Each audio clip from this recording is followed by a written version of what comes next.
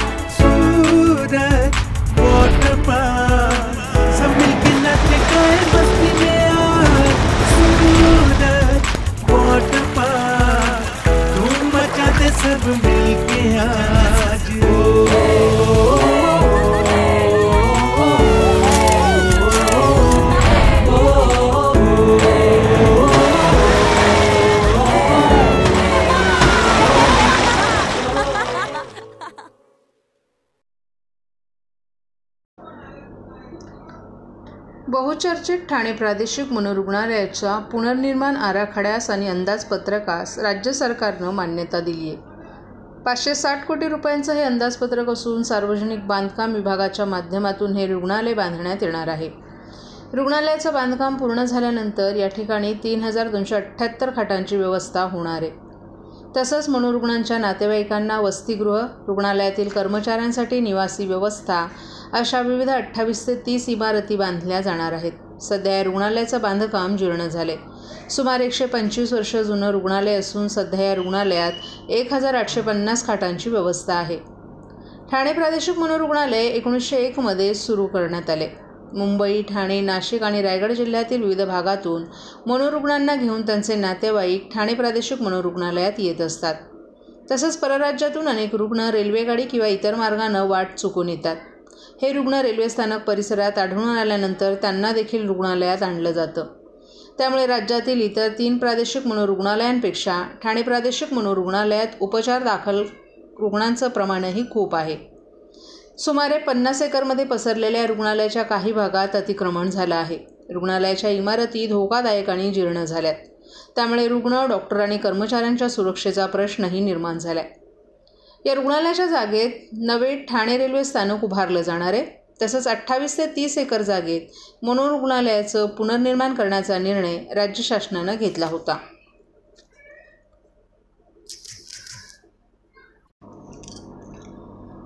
स्वातंत्र्याचा ऐतिहासिक ठेवा असलेला ठाणे किल्ला अर्थात ठाणे मध्यवर्ती कारागृह पडग्यात हलवणं ही संकल्पना हास्यास्पद आहे. त्या जागी पार्क उभारण्यामागे बिल्डर लॉबीचा डाव असून ठाणेकरांची अस्मिता जपण्यासाठी आम्ही या निर्णयाविरोधात लोकचळवळ उभारू. तत्पूर्वी या निर्णयाचा फेरविचार करावा अशी मागणी आमदार संजय केळकर यांनी केली आहे. ठाणे कारागृह भिवंडीतील पडगा येथे हलवून ठाण्यात त्या जागी भव्य पार्क उभारण्यात येणार असल्याचं वृत्त प्रकाशित झाल्यानंतर आमदार संजय केळकर यांनी या योजनेत बिल्डर लॉबीचा अंत्यस्थ हेतू असल्याचा आरोप केलाय. गेल्या वर्षी पावसाळी अधिवेशनात आपण याबाबत आवाज उठवला असून ठाणेकरांच्या भावना दुखवू नका असं आवाहन केळकर यांनी केले. ठाणे कारागृहाजवळच न्यायालय, जिल्हाधिकारी कार्यालय, पोलीस मुख्यालय असल्यानं कैद्यांची ने-आण करणं सोपं आणि सुरक्षित आहे. अशावेळी हे कारागृह 20 ते 25 किलोमीटर दूर असलेल्या भिवंडीतील पडघा येथे उभं करणं हे हास्यास्पदच आहे. तेथून कैद्यांची न्यायालयापर्यंत ने-आण करताना प्रचंड वाहतूक कोंडीचा सामना करावा लागणार आहे. असं असताना कारागृह हलवण्याचा निर्णय घेणं हे संशयास्पद वाटतं असं मत केळकर यांनी व्यक्त केले. कारागृहाची कैदी क्षमता 4000पर्यंत असताना येथे 10,000च्या आसपास कैदी आहेत. त्यामुळे येथील यंत्रणेवर आणि सुविधांवर ताण पडतो. त्यामुळे येथे शेतीसाठी असलेल्या जागेवर विस्तारित बहुमजली कारागृह उभारण्याबाबत येथे नियुक्त झालेल्या अधीक्षकांनी वेळोवेळी प्रस्ताव दिलेत. त्यामुळे या जागेवर विस्तारित बांधकाम केल्यास अतिरिक्त ताण दूर होऊ शकेल. या उपरही गरज भासल्यास भिवंडीत विस्तारित कारागृह उभारता येईल. त्यासाठी हे ऐतिहासिक आणि ठाणेकरांना प्रेरणादायी कारागृह अर्थात ठाणे किल्ला पाडून भव्य पार्क उभारण्याची गरज नसल्याचं मत आमदार केळकर यांनी व्यक्त केले. ठाण्याचा मानबिंदू असलेला आणि अपघातात उद्ध्वस्त झालेला अशोक स्तंभ नव्यानं उभारण्यात आला. येथील हेरिटेज असलेल्या टाऊन हॉलचंही नूतनीकरण करण्यात आलं. मुंबई ठाणे या मार्गावर धावलेल्या पहिल्या रेल्वेचं इंजिन ठाणे स्थानक परिसरात आणण्यात आलं. या कारागृहात म्युरल्सच्या रूपानं इतिहास जागवणाऱ्या स्मारकाचं काम प्रस्तावित आहे. ठाण्याची ऐतिहासिक ओळख जपण्यासाठी आपण सतत प्रयत्नशील असून त्यास ठाणेकरांचा पाठिंबा मिळत असल्याचंही केळकर यांनी स्पष्ट केले. सर्व नागरिकांना आवाहन करण्यात येत आहे की सध्या डासांमार्फत पसरणाऱ्या डेंग्यू या आजाराचा प्रसार रोखण्यासाठी प्रत्येकाने पुढील प्रमाणे कार्यवाही करावी. डेंग्यू आजार एडिस इजिप्ती हा डास चावल्याने होतो. या डासांची पैदास साचलेल्या किंवा साचवलेल्या स्वच्छ पाण्यामध्ये होते. 8 दिवसांपेक्षा जास्त दिवस पाणी उघडे व साचून राहिल्यास त्यात डास अंडी घालतात. अंड्यांच्या अळ्या तयार होऊन पुढे डास तयार होतात.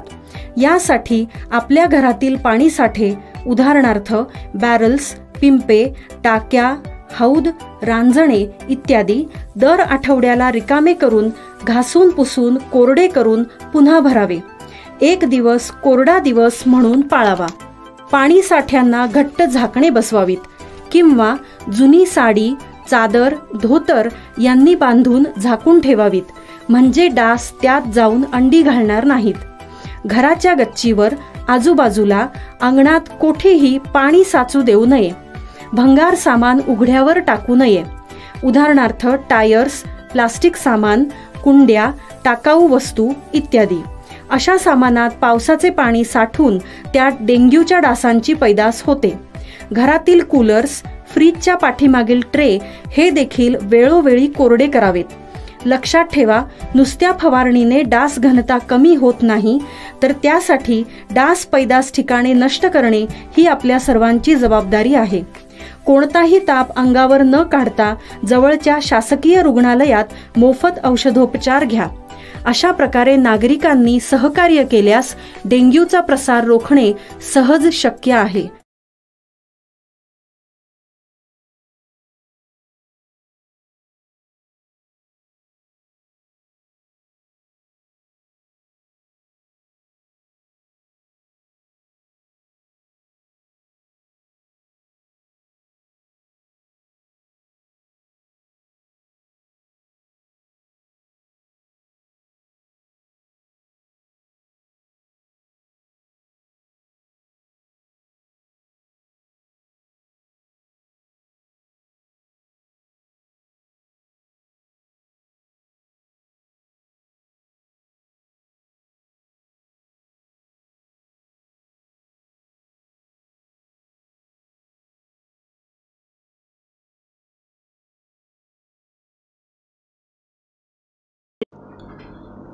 नौपाडा गोखले रोडवरील अर्जुन टॉवर या इमारतीच्या 3ऱ्या मजल्यावरील अंदाजे 2700 स्क्वेअर फूटच्या रोड क्लिप एक्सेल लॅबोरेटरीला आग लागल्याची घटना आज सकाळी 7 वाजण्याच्या सुमारास समोर आली आहे. आग लागलेल्या रेड क्लिप एक्सेल लॅबोरेटरीमधील साहित्य पूर्णपणे जळून खाक झाले. तसंच लागलेली आग सुमारे 2.5 तासांच्या अथक प्रयत्नानंतर नियंत्रणात आणण्यात यश आलं असून सुदैवानं यामध्ये कोणालाही दुखापत झाली नसल्याची माहिती ठाणे महापालिका आपत्ती व्यवस्थापन अधिकाऱ्यांनी दिली आहे. नौपाड्यातील तळ अधिक 7 मजली असलेल्या अर्जुन टॉवरच्या 3ऱ्या मजल्यावरून धूर येत होता. हा धूर हळूहळू वाढून मोठ्या प्रमाणात येऊ लागला. याच दरम्यान आगीनंही भीषण रूप धारण केलं. या घटनेची माहिती मिळताच घटनास्थळी अग्निशमन दल, आपत्ती व्यवस्थापन यांनी धाव घेतली. या इमारतीच्या 3ऱ्या मजल्यावर डॉक्टर स्वरूप कुलकर्णी यांच्या मालकीची अंदाजे 2700 स्क्वेअर फूटच्या रेड क्लिप एक्सेल लॅबोरेटरी असून तिला आग लागली.